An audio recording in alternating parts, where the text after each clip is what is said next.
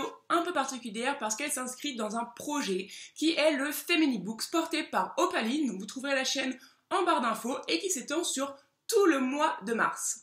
Le principe est super simple et super cool, vous présentez chaque jour pendant tout le mois un livre, une œuvre ou des réflexions au sujet du féminisme. La belle idée que voilà. Alors il me semble que depuis 16 jours, vous croulez déjà sous des recommandations plus cool les unes que les autres. Et notamment hier, vous aviez la vidéo de Bim Bam Books qui vous a présenté Asking for It de Louise O'Neill. Mais aujourd'hui, je ne vais pas vous recommander de lecture. Je ne vais pas vous parler d'un auteur féministe et je ne vais pas vous parler d'un livre au féminisme. Je voudrais prendre le problème à l'envers. Je m'explique. De plus en plus, dans ce que je lis, je cherche des héroïnes auxquelles je vais avoir envie de m'identifier. C'est-à-dire des femmes indépendantes, fortes, généreuses sans être gnangnan, qui se battent pour leurs valeurs, pour leurs idées, pour leur indépendance, bref, des vraies femmes quoi. C'est donc vers ces héroïnes absolument badass de la vie que j'essaie de me tourner quand des livres m'en proposent. Seulement, voilà. Je remarque de plus en plus souvent que ces héroïnes que l'on me vend comme des badass, ces femmes modernes, ne sont que faussement badass en fait. Pire que tout, j'ai l'impression que la plupart d'entre elles en fait trahissent même certaines valeurs du féminisme dont elles se placent en fait en espèce de porte-étendard implicite. Pour étayer mon propos et vous montrer que le féminisme a encore de beaux jours devant lui, quelques exemples. Je vous ai parlé il y a quelques temps dans ma lecture extrêmement difficile de Phobos et en fait je voudrais revenir là-dessus parce que je pense que ce livre est un peu symptomatique de beaucoup de choses qui ne vont pas. Le pitch de Phobos, comme dans les à peu près 25 premières pages, 30 premières pages, on nous vend Léonore, une héroïne qui est absolument décrite comme très indépendante. Elle est orpheline, elle n'a pas d'attache, bon ça c'est assez cliché, mais surtout elle a envie de réussir. Elle décide de tout quitter pour partir sur Mars fonder une nouvelle colonie humaine. Un très fort dans lequel elle espère en fait donner un nouveau sens à sa vie, elle se revendique d'avoir de l'ambition, elle veut devenir célèbre. On pourrait presque la trouver un peu carriériste, mais en fait moi ça me va très bien, j'aurais dû dire mais go meuf, mais va prendre ta vie en main, va faire ce que dont t'as envie si t'as envie d'être célèbre, mais vas-y le self-made name, et moi j'y crois à fond, vas-y, montre-moi que tu t'es inscrite, que t'es pas aussi bête qu'on pourrait le croire, que tu t'es inscrite dans une émission de télé-réalité qui propose un programme de recherche d'amour, mais que t'en as rien à foutre comme tu le dis, que t'es pas là pour ça, et que tu vas dépasser ça, et garder en tête tes objectifs, tes ambitions, ce qui te caractérise. En fait, elle a un besoin presque maladif de être reconnue pour ce qu'elle est, ça tient à son passé, elle a vraiment cette espèce de pathologie profonde liée à son abandon par ses parents, et c'est hyper intéressant en fait, psychologiquement à suivre, c'est vraiment hyper intéressant. On se dit mais voilà, ce personnage il est hyper torturé, il va changer, il va apprendre plein de choses, ça va vraiment être une super évolution.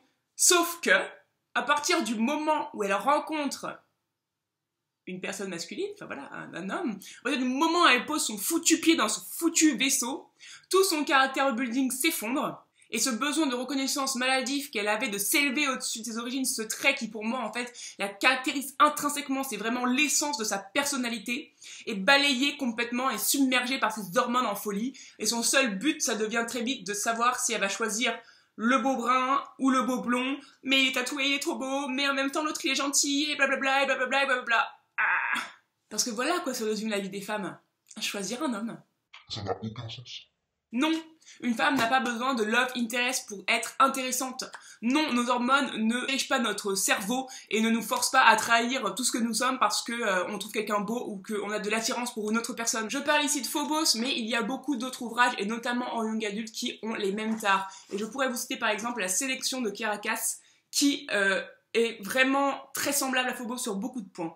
On retrouve le même problème avec l'héroïne qui elle aussi s'engage dans une télé-réalité parce que sa famille a besoin d'argent, parce que son père est mort, parce qu'elle a besoin de... Bah voilà, elle veut soutenir financièrement sa famille, elle a été choisie, elle y va, et elle dit, elle part parce qu'elle a besoin d'aider sa famille. Elle essaye un peu plus longtemps de nous faire miroiter cette partie de son caractère en faisant durer ça un peu plus que 50 pages. Mais au final, très vite, elle tombe follement et éperdument amoureuse du prince, et toutes ses considérations tournent autour de ça, et elle finit par se vautrer littéralement dans ses questionnements amoureux, et c'est horrible, franchement c'est horrible. Tous ces ouvrages pêchent par leur représentation des femmes. C'est une image genrée, paternaliste et bien pensante. Devant une belle robe, une femme tombe en pamoison. Devant un beau garçon, elle tombe forcément en pamoison. Genre son cerveau ne fonctionne plus, voilà. Tout ce qu'elle a pu vivre avant est annihilé par la présence d'un crush. Et elle ne peut plus penser qu'à ça, genre c'est physiologique, elle ne peut plus penser qu'à ça.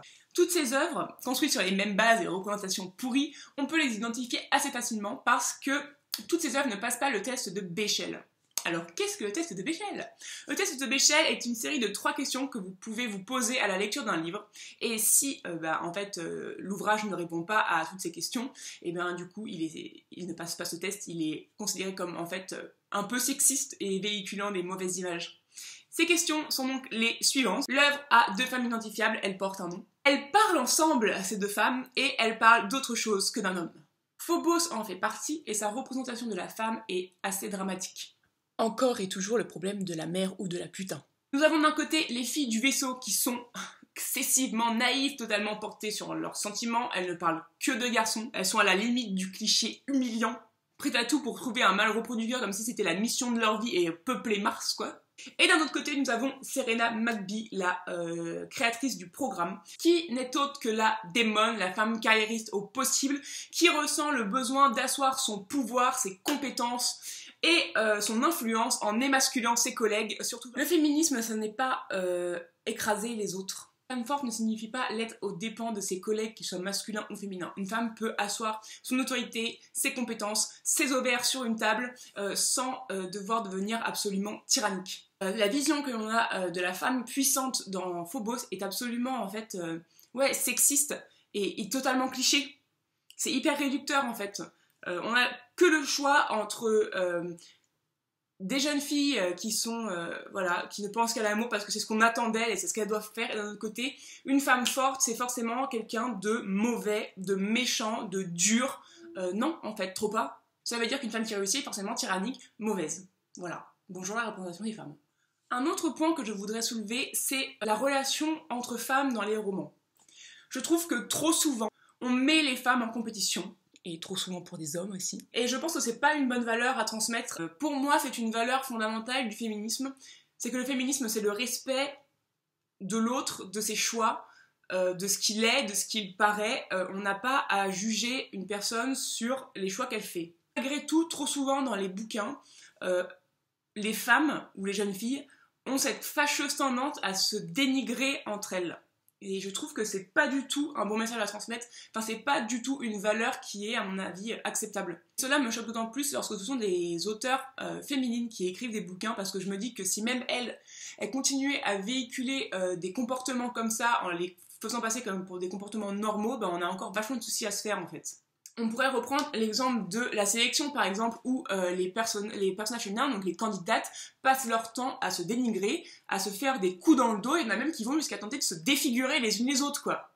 Mais what the fuck les filles, non! Qui fait ça? Qui considère que c'est normal de faire ça? Et même si la méchante est entre guillemets punie, je veux dire elle est culpabilisée à la fin, elle est pas punie en fait, ce qu'elle a fait c'est horrible, mais on la laisse vivre sa vie. Et le livre qui m'a vraiment fait ouvrir les yeux là-dessus, c'est A Throne of Glass, donc qui s'affichera par là, de Sarah J. Maas.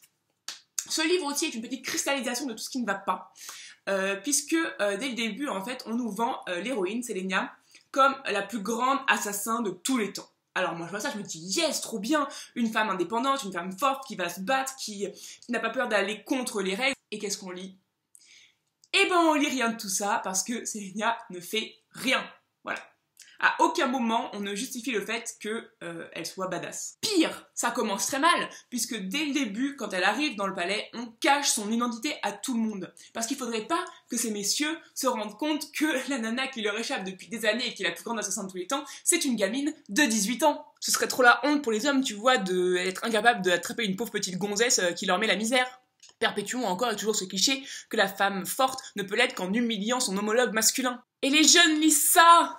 Ils assimilent ce qu'ils lisent, ce sont des messages insidieux qui vont leur rester dans la tête, que pour eux, c'est normal de ne pas assumer qu'une femme soit plus forte qu'eux et qu'il faille la cacher et qu'en plus, elle accepte. En fait, tout se résume en fait à montrer comment l'autorité, et plus particulièrement l'autorité masculine, parce que Selena n'est entourée que d'hommes, quasiment tout le livre, parvient en fait à maîtriser et à dompter l'exubérance féminine qui défie l'autorité. Et je trouve ça très regrettable. Mais ce n'est pas tout, et c'est là que le bas blesse. On revient à ce que je disais au début, Selena passe son temps à dénigrer les autres femmes. Pour elle, elles sont toutes des espèces de petites dindes gloussantes qui ne pensent qu'à leurs vêtements et qui ne sont même pas capables de lire un livre. Mais qui es-tu, en fait, mademoiselle, pour juger ces femmes que tu ne connais pas, dont tu ne connais même pas le nom pendant le livre? Tu n'es personne, donc ne juge pas. Et là, j'ai envie de dire non, parce que ce genre de message, et particulièrement celui-là, est totalement nul, poucrave. Voilà, c'est inacceptable. Ce sont exactement le genre de messages insidieux qui se glissent encore dans nos lectures quand on veut nous faire croire à des femmes fortes, alors qu'en fait, ce sont juste des clichés qui continuent à véhiculer des idées machistes et dépassées. Non, les femmes n'ont pas besoin d'être en compétition pour exister. Non, elles n'ont pas besoin de se juger mutuellement. Le féminisme, c'est accepter les différences de l'autre, leur choix de vie, d'être, de paraître. Toutes les femmes sont sœurs dans la lutte pour leurs droits.